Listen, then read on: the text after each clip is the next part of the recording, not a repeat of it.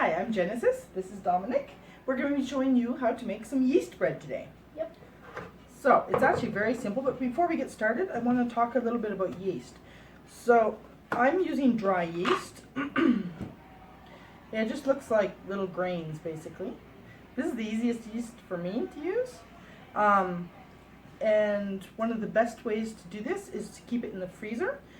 That way, if your water is a little bit too hot or something, the cold yeast balances it out, because yeast will actually die if you use really hot water, and it won't grow as fast if you use cold water. So normally when we're doing bread, what we do is we start out by proofing the yeast to make sure that it's actually working. Sometimes you'll find that your yeast doesn't actually grow at all, and you probably have a bad batch, or it's been around too long. If you have it sitting out on the counter in the hot weather, then it will go bad faster, so the freezer actually prolongs that as well. So to get started, we have a large bowl. We're going to be making quite a bit of bread today. Yep. All right, so you want to pour that in? This is water that's warm, very warm, but you can still keep your finger in it.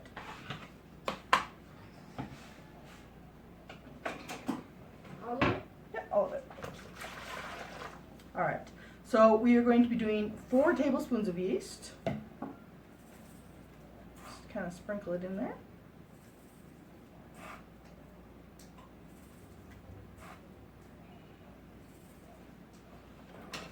You can proof it just like that, but I like to add some sugar just to make sure that it has something to eat. Yeast loves sugar. Yep. All right, so this particular recipe actually uses a lot of sugar, which is a little crazy, but it's all good. Where's my help? There we go. Ah.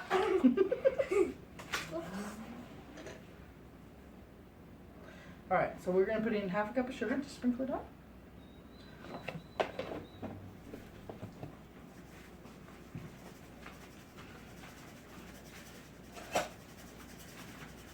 I feel like I'm doing an experiment.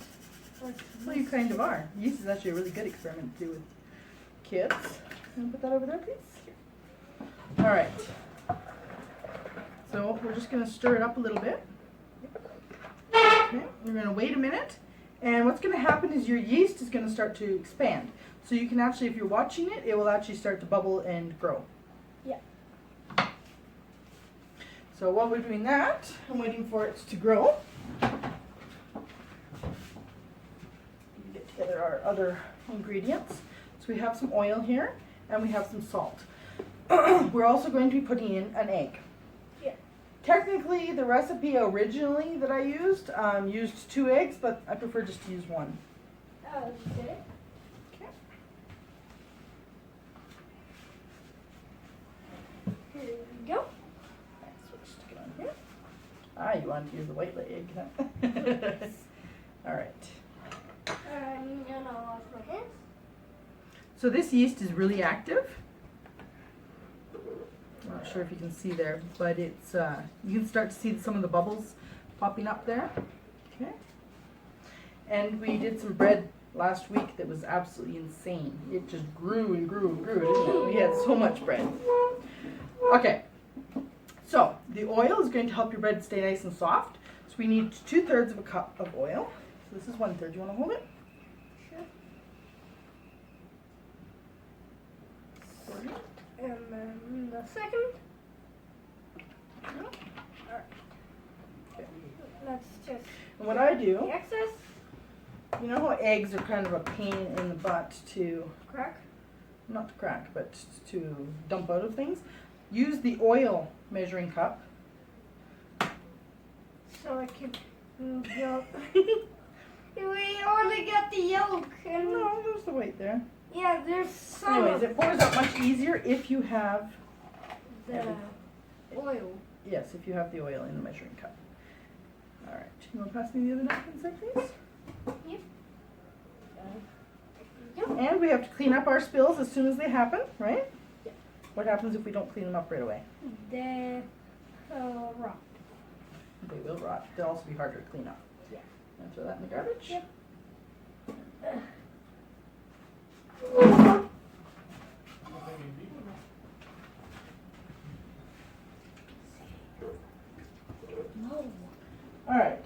sure to wash your hands after dealing with the eggs. All right, honey, you want to get up here? Oh, you didn't wash your hands first, of course. Yeah, Because I just said that. All right, so we're going to stir this up.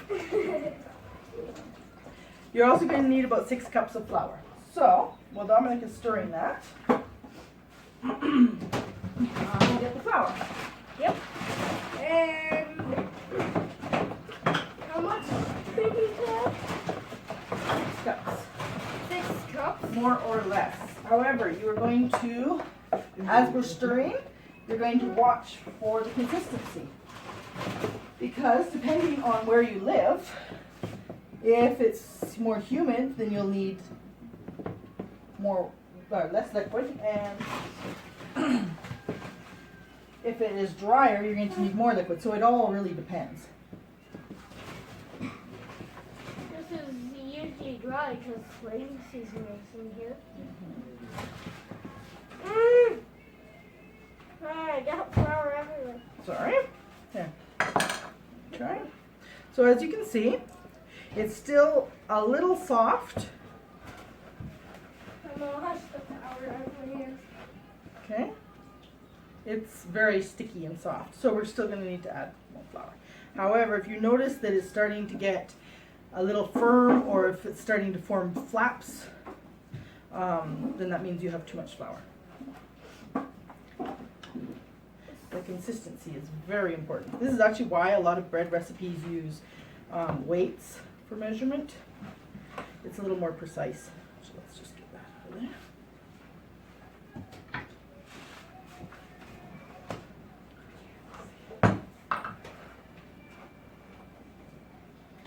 Okay. I got enough flour on them. Actually, you want to get a little bit more flour out of the bin there, please? Sure. How much? Just scoop a whole one up, and we will work from there. So I like to work on a breadboard for my kneading. That's good. I have to kind of scrape off the top. We put a little flour on top of here so it won't stick. That is correct. All right. We're just going to dump the bread out here. And we start to knead. Okay? At this point, it's not completely, there's little pieces falling off. It's not completely come together. So you need to just kind of squish it together. Yeah, just like what she's doing right now. There are tons of ways to knead bread. However, this is what my mom taught me. So basically you use the heels of your hand to push it forward, bring it back, push it forward, fold it over, push it forward. Once you've stretched it out to the sides, you're just going to turn it like this. We're going to use a little more flour because it's starting to stick. Should I, this? So you're going to need to do this, kneading the bread, for quite a while. This helps the gluten develop so that it will end up being nice, fluffy, beautiful bread. Of course, because you want some delicious soft bread. It's sticking a little bit here, so we're just going to sprinkle a little bit more. This isn't a particularly soft dough, so you don't have to worry about it being sticky. Sometimes when you're making breads, you want it to actually end up being really sticky. All right, you gonna give it a go? Sure. It's kind of hard. Okay, fold it over with the heels of your hand. One more time. Good. Pull it back. Back. And then go back.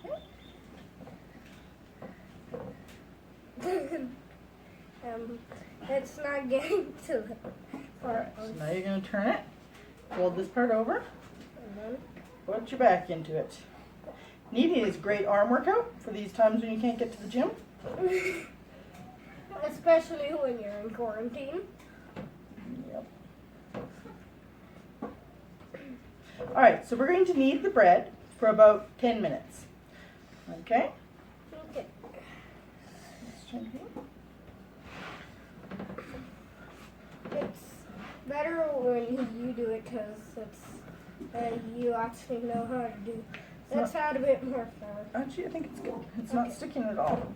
So this is a really good consistency. You can see that it's really starting to come together, starting to get nice and smooth. It does, because it grab the flour from the cutting board, though. Yes, it does. Or whatever you're using. Yeah, you can totally do this on top of the table. I just am not that keen on it because it's easier to clean a cutting board. Yeah, instead of a table. Of course, we still have to get all the flour off the table. Yeah, there's still a little. But trust me, this is totally worth it. Yeah.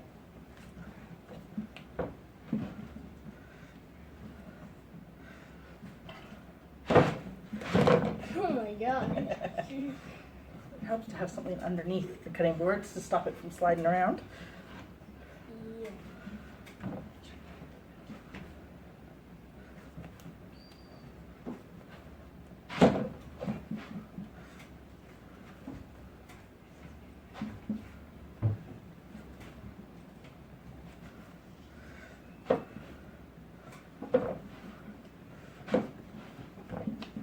The longer you knead it,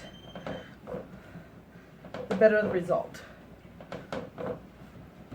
So it doesn't matter if it's 11 minutes, 12, but don't do it over, or it may get too flat.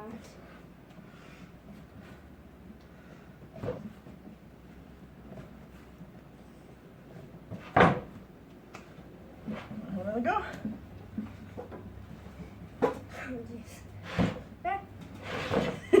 Dang it, I'm moving it. Everyone, you and me are actually.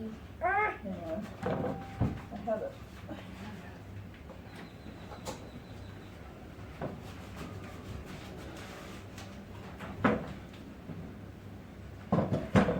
Try that. Probably work. It moves a little bit, but not a lot. Alright, move it. Okay, Mom.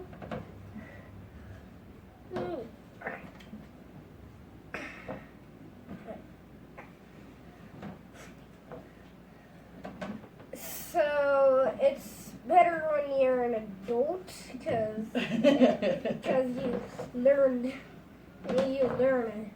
it more. Well, this is why we learn when we're kids. Yep.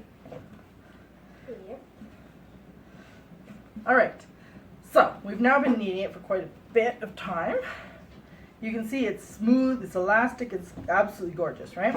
All right, so what we're going to do is just tuck it into a ball, put it back in the same bowl.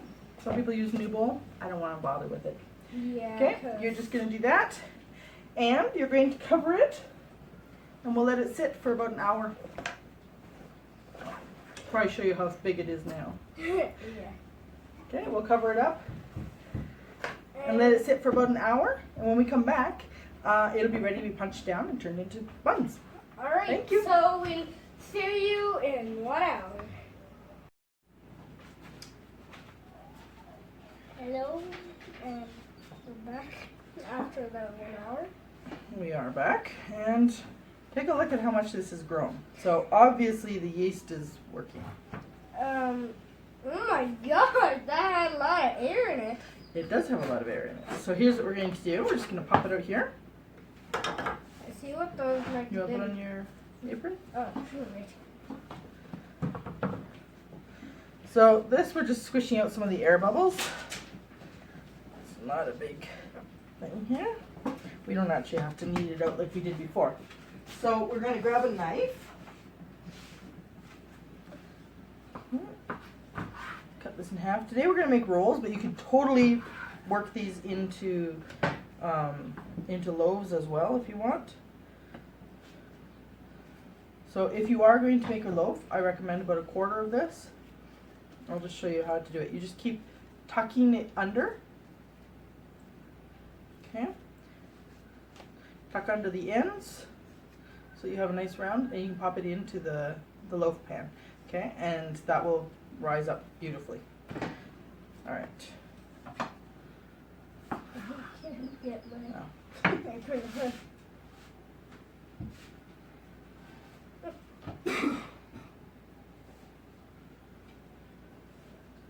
all right. So as you can see, this has lots of air bubbles inside. That's excellent. I mean, it means it's rising beautifully.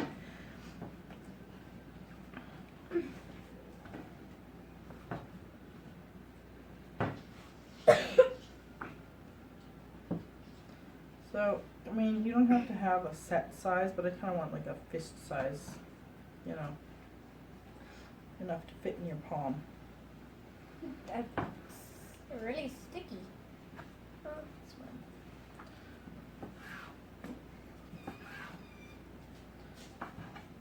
This is going to be You can make these as big or as little as you want. Watch it, so I got the knife. Okay. So,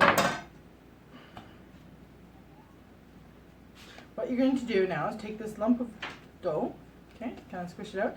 You're going to form a cage with your hand. Keep your lower hand still, and you're just going to move this around like this. Create a ball. Press it down a little bit. It's going to come out as a nice little bun. Okay, and these are going to expand a lot, both in the rise. The only way we can actually do So this is how they're. Okay, so these have been rising in the oven, which has not been turned on yet. As you can see, they grew an awful lot. And they'll grow even more in the actual oven once they're starting to bake. So, we're just going to turn on the oven to 350 degrees, and we'll be back when they're finished. Alright, so here we have our buns, and they've come out, as you can see, they've grown an enormous amount. Alright, I hope you try these, and let me know in the comments below what you thought of them. Thanks!